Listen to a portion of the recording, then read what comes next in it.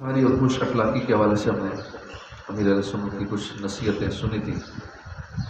ہمیں مسلمانوں کے لیے نرم اور نرم ہونا چاہیے۔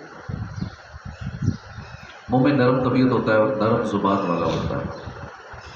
بڑھاپے میں عموماً سختی آ جاتی ہے، یا جو لوگ زیادہ ٹینشنوں میں رہتے ہیں، گھریلو ٹینشنیں، پریشانیاں، یا اس وجہ سے لوگوں میں چڑچڑاپن، ٹینشن، مہنگائی اور یہ وہ ان چیزوں سے بھی آ جاتی ہے، کنٹرول کرنا چاہیے، فائدہ نہیں ہے۔ یہ مصیبت کے اوپر ایک اور مصیبت ہے،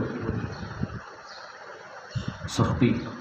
تو نرمی ہی بہتر ہے، کسی کا فائدہ نہیں۔ نرم مزاج اور ملنسار سے لوگ محبت کرتے ہیں۔ بڑے بہن بھائی بیجا روک ڈالیں تو بھی چھوٹے بہن بھائیوں کو ان کی عزت کرنی چاہیے۔ البتہ بڑوں کو چاہیے کہ وہ چھوٹوں سے پیار کریں، نرمی سے پیش آئیں، شفقت والا سلوک کریں۔ جو کام نرمی سے ہوتا ہے وہ گرمی سے نہیں ہوتا۔ آپ چاہے جتنے بڑے نگران ہوں، مگر اپنے ماتحت سے نرمی اور محبت سے کام لیں۔ سنجیدگی اپنائیے، مگر یاد رکھیے مسکرانا یہ سنجیدگی کے خلاف نہیں۔ لوگ ایسے شخص سے دور بھاگتے ہیں جو زبان دراز ہو، بد اخلاق ہو، کپڑے صاف نہ رکھتا ہو، لوگ اس سے دور بھاگتے ہیں۔ اس لیے لباس صاف ستھرا ہوگا، زبان اچھی ہوگی، اچھی سی باتیں کرنے والا ہوگا، با اخلاق ہوگا، صاف ستھرا رہتا ہوگا، لوگ اس کے قریب ہوتے ہیں، محبت کرتے ہیں۔ پھر لین دین کے معاملات جس کے درست نہ ہوں اس سے دنیا دور ہو جاتی ہے۔ بندہ اپنا نقصان کرتا ہے، جو اپنا لین دین ٹھیک رکھتا ہے نا، کسی سے پیسے لیے اس کے بعد میں کل واپس کر دوں گا، اگلے مہینے کر دوں گا، اس کے بعد بول ہی جاتا ہے، اس نے اپنا ریکارڈ خراب کر دیا۔ جس لیے اس کی نظروں میں گر گیا، جس چیز کو پتہ چلا اس کی نظروں میں گر گیا، معاشرے میں اس نے اپنا وقار خراب کر دیا۔ اسی طرح اور لین دین کے معاملات میں گڑبڑ کر دی، دو نمبری کر دی، اب اس کا معاشرے میں، اس محلے میں، علاقے میں سارا وقار خراب ہو جاتا ہے، اس کا کریکٹر خراب ہو جاتا ہے۔ اس کے جسم یا کپڑوں سے بدبو آتی ہو، لوگ ایسے سے بھی دور بھاگتے ہیں۔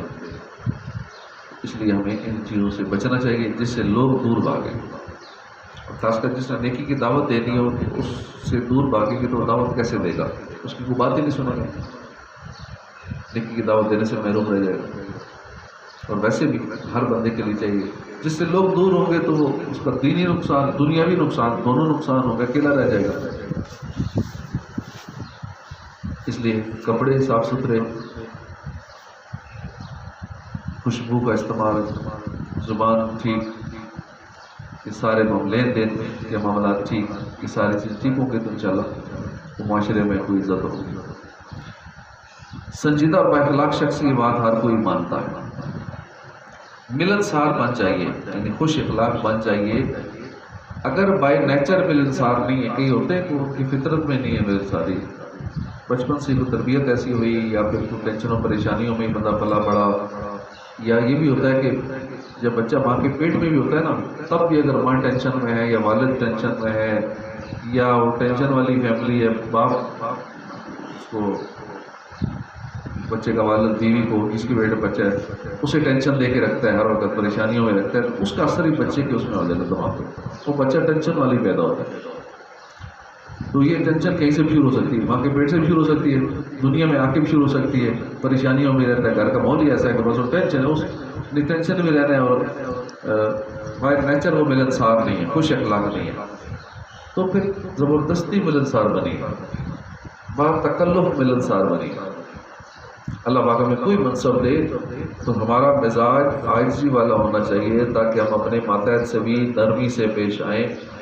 جب ہم کسی وجہ سے اپنے ماتحت سے سخت رویہ اختیار کریں گے تو سوچیں کہ کیا ہمارے پیارے آقا صلی اللہ علیہ وسلم اپنے صحابہ کرام سے اس طرح برتاؤ کیا کرتے تھے؟ یوں ہمارے اخلاق بہتر ہو جائیں گے۔ سب کے ساتھ شفقت اور حسن اخلاق سے پیش آئیں گے تو لوگ آپ سے محبت کریں گے۔ محبت دو، محبت لو، نفرت کرو گے نفرت ملے گی، محبت کرو گے محبت ملے گی۔ جو ہر ایک کو اہمیت دے، اسے محبت دے، اس کی حیثیت کے مطابق عزت دے، تو وہ ہر دل عزیز بن جاتا ہے، محبوب شخصیت، پسندیدہ بن جاتا ہے سب کا۔ مسکرانا سنت ہے، مسکرانے والوں کے لوگ قریب آتے ہیں۔ ہر وقت رولی صورت بنائے رکھنے والوں سے لوگ دور بھاگتے ہیں۔ اللہ پاک ہمیں ملنسار بنائے، خوش اخلاق بنائے، آمین بجاہ النبی الامین صلی اللہ علیہ وآلہ وسلم۔